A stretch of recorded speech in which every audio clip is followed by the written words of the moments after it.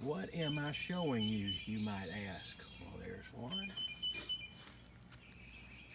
There's where I covered some eggs up so they wouldn't get dug up by the possums.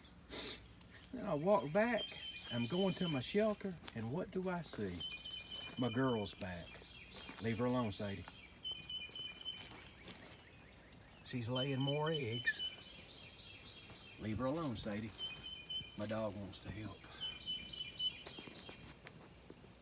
No, ma'am. Sadie. So what we're gonna do, first we're gonna get the dog out of here, and we're gonna let her continue. I'll check on her in a second. Here's an example of what I've been talking about. Had to unload big crate and on a pallet, let down, covered it up because we're about to get a lot of rain. No time to fool with it. Or I could move it in.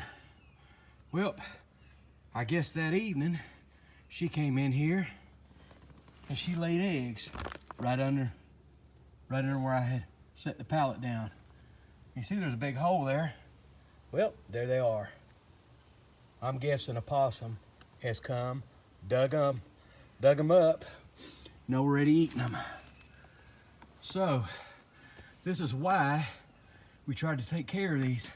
And the reason that I'm pretty sure that it's her is because she is just this far away doing it again. She is bound and determined, and I'm about to fall over, and I know it's her because it's my three-legged girl, the same one. So this is the same yellow-bellied slider, and she is bound and determined, rather than laying eggs about, I don't know, 100 yards from here in a cypress pond or 200 yards in a shallow creek. She wants to come up by my workshop and do it. And I don't want to mess with her. I want her to finish because I know that's what she's doing.